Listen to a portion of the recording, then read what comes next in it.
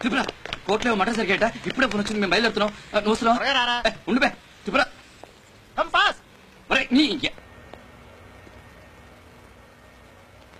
ప్రపంచంలో ఒక భారతదేశంలోనే లక్ష్మి ఆదిశక్తిగా దేవతగా చూస్తారు.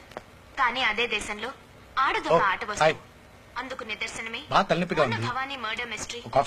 డైన్ స్కూల్లో అమ్మాయి రే అమాయకులైన అమ్మాయిల్ని అమ్మేయడాలు. ఓహో, కోర్టులో జరిగిన దాని గురించా? ఏం చేయను? 3 నెలల గర్భవతి నా చెల్లెలు, దాన్ని కాల్చి చంపేశారు. న్యాయం కోసం పోలీస్ స్టేషన్కి వెళ్తే 1 లక్ష ఇప్పిస్తానన్నాడు, లేదా 2 లక్షలు ఇవ్వు కేసు నీ వైపు తిప్పుతానన్నాడు. ఆ లాయరు ఇంటికొచ్చి మరి సచ్చిందేదో చచ్చిందివా, మళ్ళీ తిరిగి వస్తుందా, 3 లక్షలు ఇప్పిస్తాను డబ్బక్కడికి వస్తుంది అన్నాడు. నా చెల్లెలు ఖరీదు 3 లక్షలు. ఆ డాక్టర్ ఏమన్నాడు? Acute mental depression. గాయత్రి పిచ్చిదంటే తిప్పురా. డబ్బు కోసం వాళ్ళని వాళ్లే అమ్మేసుకుంటున్నారు. కోర్టులు పోలీస్ స్టేషన్లే ఇలా తయారవుతే ఇంకెక్కడికి వెళ్తాం? ఇంతకన్నా ఏం చేస్తాం? ఇదేంటో తెలుసా? నువ్వు గ్యాదర్ చేసిన ఇన్ఫర్మేషన్ లిస్ట్ సొంత తండ్రి సొంత అన్నయ్య కలిసి పాపం 14 ఏళ్ళంట ఒకటికి తెలియకుండా ఒకడు మార్చి భయపెట్టి అనుభవించి కడుపు చేశారు ఓల్డ్ సిటీలో. మరి ఇంకో చోట హాస్పిటల్ కి ఎక్స్రే కోసం వస్తే బట్టలు ఇప్పితే కానీ ఫోటోలు పడవని చెప్పి బట్టలు ఇప్పించి సెల్ ఫోన్లతో ఫోటో తీశాడు ఒక doctor. Gastroenterologist America return lady patient తో ఆడుకుంటున్నాడు. మరి వాడికి పోయే కాలం. ఉన్న భార్యను చంపేసి ఇంకో పెళ్లి చేసుకుని దాన్ని కూడా టార్చర్ పెడుతున్నాడు ఒక ఐఏఎస్ ఆఫీసర్. అరే పెళ్ళాన్ని తగలెట్టేసిన వాడు ఒకడు.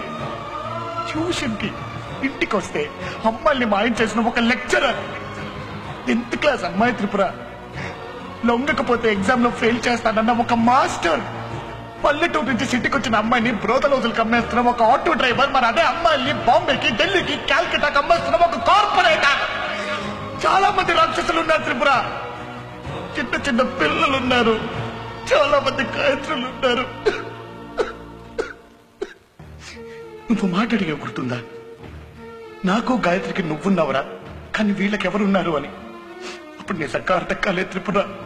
వీళ్ళకెవరున్నారు లేనే ధైర్యంతో అడవి తున్నల్లా పిచ్చి పట్టిన కుక్కల్లా రెచ్చిపోతున్నాయి. కొడుకులకి ఎవడో కానీ ఎవడు చెప్తున్నాడు? నువ్వు టీవీలో చూపిస్తే ఫ్రీగా కూర్చుని చూసి ఎంజాయ్ చేస్తున్నారు జనం. It is just entertainment. అందుకే నేను సమాధానం చెప్తాను.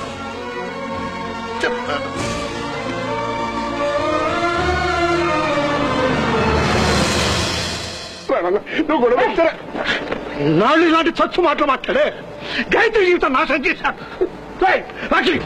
ఇంకో గాయత్రి ఉండకూడదు, నాలాంటి చచ్చుతోటి నష్టం ఉండకూడదు. ఆడదాని కంట్లో నీళ్ళు వస్తే పక్కన